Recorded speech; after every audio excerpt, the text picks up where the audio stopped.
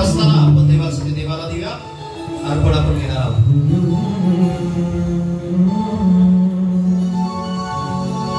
तुझीच रचना हे चंद्र सूर्य तारे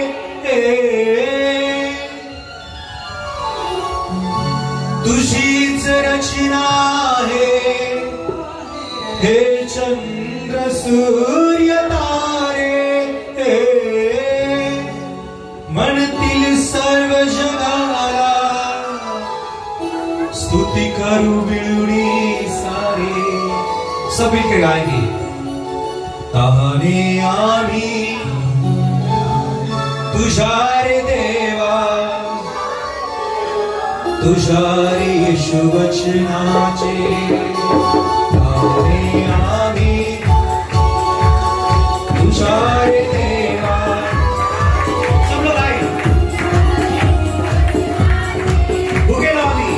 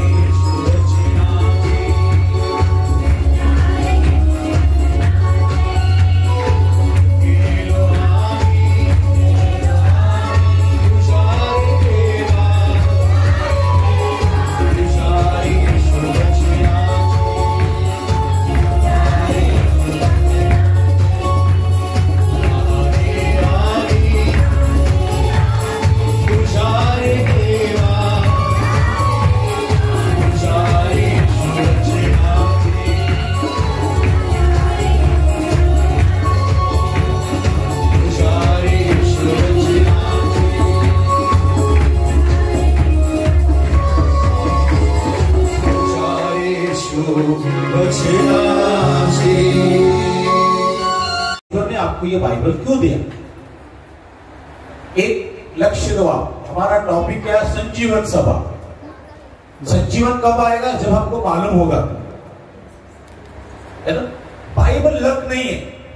बाइबल क्या नहीं है? लक नहीं है। पहले दिमाग में आप डालना, बाइबल क्या नहीं है?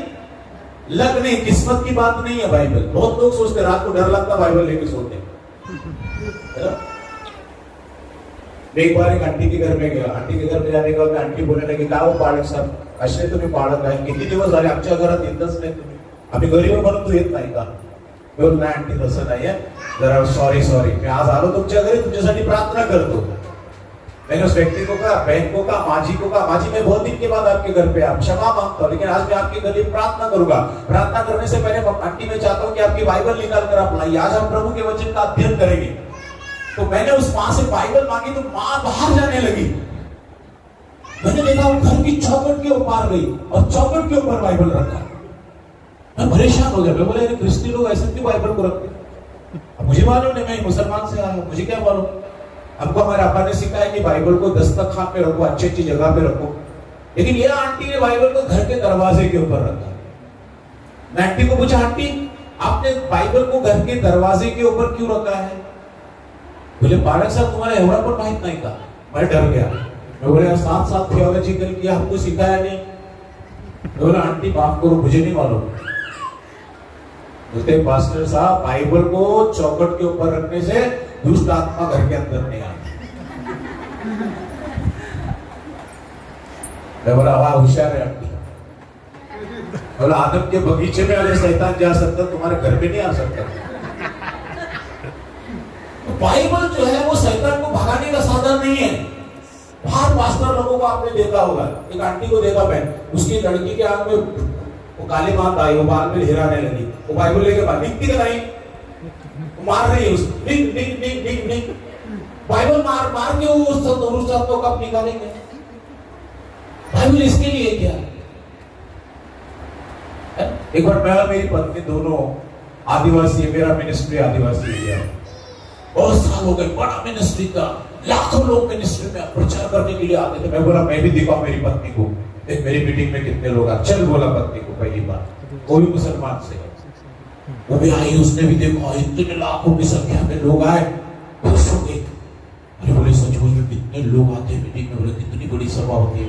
अब मैं बॉम्बे से आया हुआ पास्टर था, मेरा रहने का प्रबंध अच्छा करेंगे वो लोग, तो उन्होंने क्या किया, सरकारी गेस्ट हाउस में मेरा रहने का प्रबंध कर।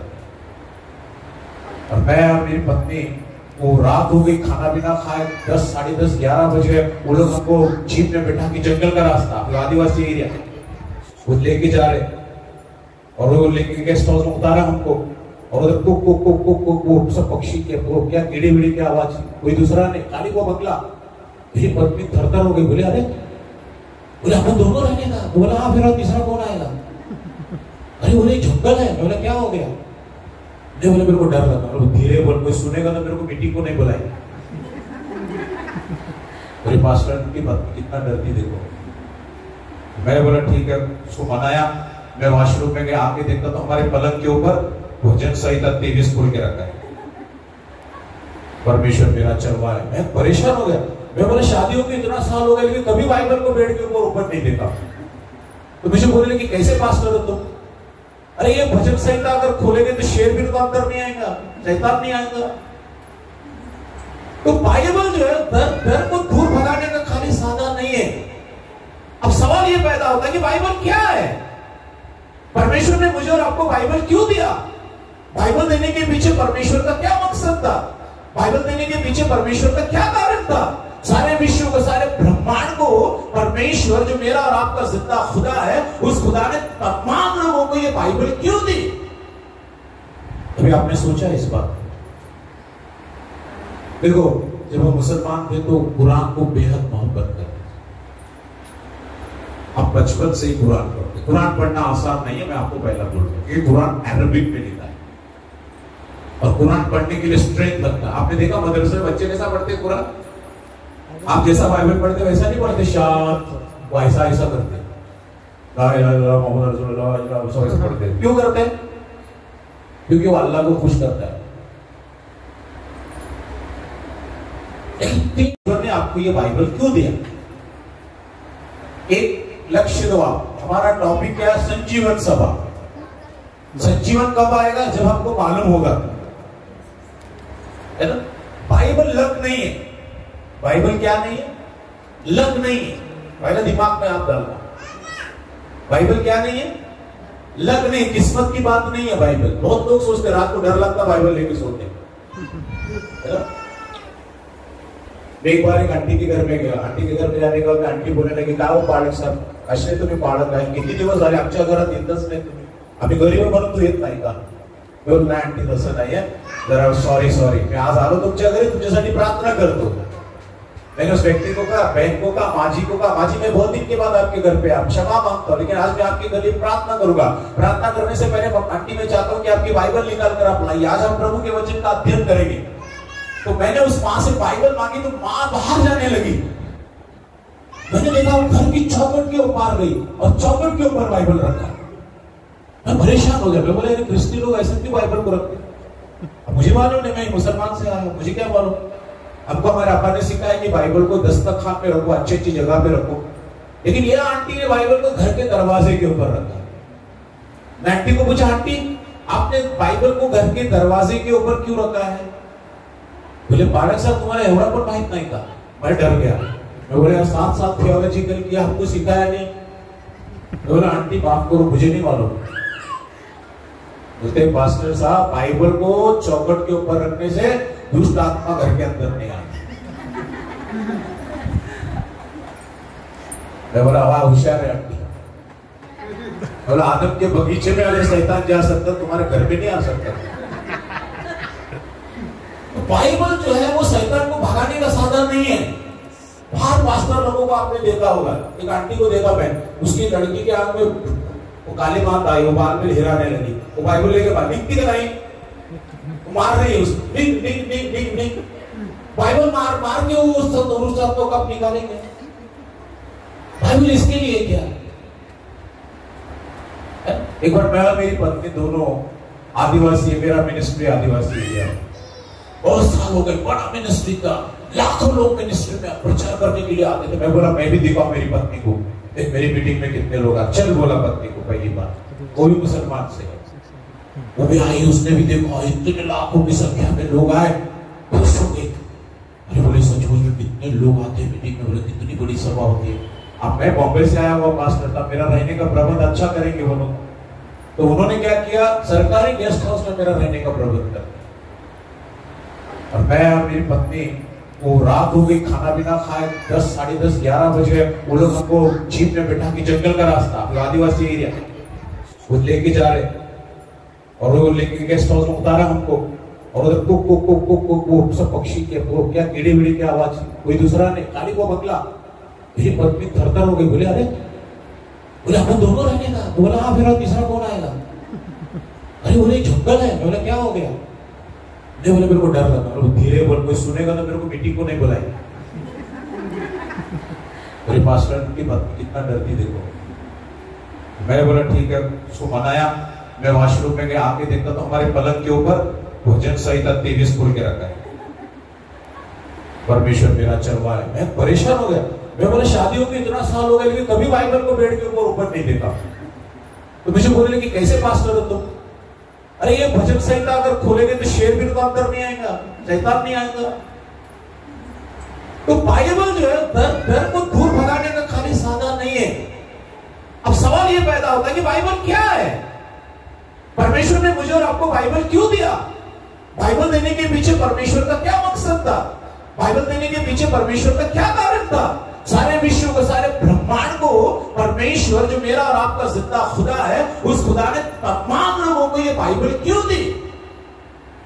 कभी आपने सोचा इस बात? देखो, जब हम मुसलमान थे तो कुरान को बेहद मोहब्बत करते। आप बचपन से ही कुरान पढ़ते। कुरान पढ़ना आसान नहीं है, मैं आपको पहला बोल रहा हूं। ये कुरान अरबिक में लिखा है और कुरान पढ़ने के लिए स्ट्रेंथ लगता है। आपने देखा मदरसे में बच्चे कैसा पढ़ते हैं कुरान? आप जैसा बाइबल पढ़ते वैसा नहीं पढ़ते, शांत, वो ऐसा ऐसा करते, ला इलाहा इल्लल्लाह मुहम्मद रसूलुल्लाह ऐसा पढ़ते। क्यों करते हैं? क्योंकि वो अल्लाह को खुश करता है। लेकिन